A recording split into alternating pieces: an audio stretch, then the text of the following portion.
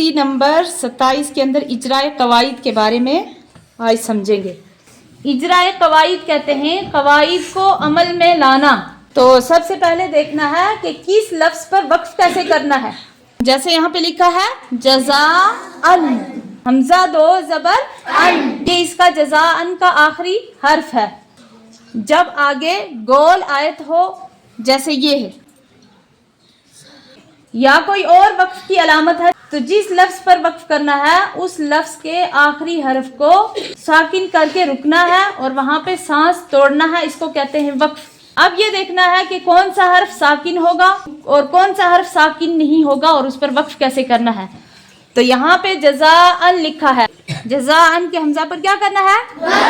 हाँ, तो जब भी किसी लफ्ज़ के आखिरी हर्फ पर दो ज़बर हूँ तो उस पर वक्फ करने का तरीका ये है कि उसके दो ज़बर आखिर में है, उसका एक ज़बर गिरेगा और एक ज़बर अलिफ की तरह पढ़ा जाएगा। जैसे जज़ाअन से जज़ा, यानी आखिरी हर्फ पर अगर दो ज़बर हैं तो उसका एक ज़बर ही गिरेगा। जैसे वक्फ करते वक्त ये ऐसे पढ़ा जाएगा जज़ा आ, जिस पर भी दो ज़बर हो उसको ऐसे पढ़ेंगे। जिस लफ्ज़ के आखिर में ये वाली हा की शक्ल वाली ता आएगी उस पर वक्फ करते वक्त उसके ज़बर ज़ेर पेश भी गिर जाएंगे और उसके दो नुक्ते भी गिर जाएंगे। दो नुक्ते अगर उस वाली हा वाली शक्ल में जो ता आती है उसके दो नुक्ते गिर जाते हैं, वो हा हो जाती है ना, हा रह जाती है। पहले था मलाइकातु, लेकिन जब वक्फ करेंगे तो मलाइकह, जैसे हम पढ़ते हैं काफ हा ज़बर कह, इसके दोनों नुक्ते भी गिर जाएंगे। इसके दोनों नुक्ते गिरेंगे जो हा की शक्ल में ता आती है, वक्फ करते वक्त इसके दोनों नुक्ते गिर जाएंगे।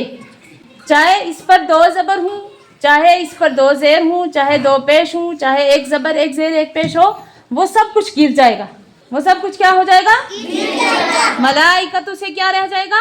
मलाइका, मलाइका, ऐसे करके पढ़े। और इसी तरीके से अगर किसी लफ्ज़ के आखिर में ज़बर हो और जिस लफ्ज़ के आखिर में ज़बर हो उसको वक्फ करते वक्त उसका आखिरी ज़बर गिर जाएगा और उस ज़बर गिर के उसके ऊपर क्या लग जाएगी? जज़म। हाँ, तो वक्फ नहीं करेंगे तो पढ़ेंगे हदाइका, वक्फ करेंगे तो पढ़ेंगे हदाइक। आखिरी जो ज़बर था काफ का वो क्या कर दिया? वक्फ करते वक्त गिरा दिया। क्या किया? गिरा दिया। ये लिखा है मुस्तक़िरुन, काफ रा ज़ेर क़िर रा दो पेश रुन। मुस्तक़िरुन के आखिर में दो पेश भी हैं और साथ में तशदीद भी है। क्या है? तशदीद।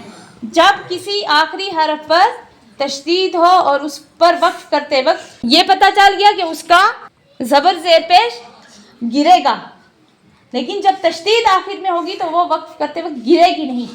तशदीद को वक्फ करते वक्त पढ़ेंगे। कैसे पढ़ेंगे? क्योंकि आपको पता है कि तशदीद वाले हर्फ को सख्ती के साथ पढ़ते हैं। तो जब हम इस पर वक्फ करेंगे तो रा की तशदीद को नहीं गिराएंगे, रा के दो पेश को गिरा के मुस्तक़िरुन से पढ़ेंगे। मुस्तक़िर, कैसे? मुस्तक़िर, यानी वक्फ ऐसे नहीं करेंगे मुस्तक़िर, बल्कि तशदीद को रखेंगे वहां पे, तशदीद को नहीं गिराएंगे। क्या पढ़ेंगे? मुस्तक़िर। गोल आयत पे वक्फ करना जरूरी होता है, गोल आयत पे। इसी तरीके से अगर जैसे कभी कभी किसी आयत के आगे जहाँ त्वा आती है छोटी सी, जैसे ये यहाँ पे आई ना त्वा, तो यहाँ पे वक्फ करना चाहिए, यानी यहाँ पे ठहरना चाहिए। और इसी तरीके से जहाँ छोटी सी जीम आती है, कालू बला, अगर कोई रुकना चाहता है तो रुक सकता है, इजाज़त है, उसको ठहरने की इजाज़त है। वरना अगर मिला देगा अगली आयत के साथ तो उसको कोई गुनाह नहीं होगा। ये वक्फ इसीलिए बताते हैं कहाँ पे ठहरना ज़रूरी है, कहाँ पे बेहतर है, कहाँ पे मिलाना ज़रूरी होता है और किस जगह पे मिलाना ज़रूरी है, वो भी अभी मैं आपको बताऊंगी। यहाँ पे लिखा है अल्लाहु ला इलाहा इल्ला हुवल हय्युल क़य्यूम। यहाँ पे इल्ला हु जो है उसके आगे छोटा सा ला लिखा हुआ है, छोटा सा ला। इस ला का मतलब ये होता है कि जब किसी आयत के दरमियान में आता है तो यहाँ हरगिज़ ठहरना नहीं चाहिए, वरना क्या होगा? गुनहगार होगा। अगर यही ला किसी आयत पर लिखा हुआ है یہ والی آیت ہے، اس پر لا لکھا ہوا ہے تو یہاں ٹھہر سکتے ہیں.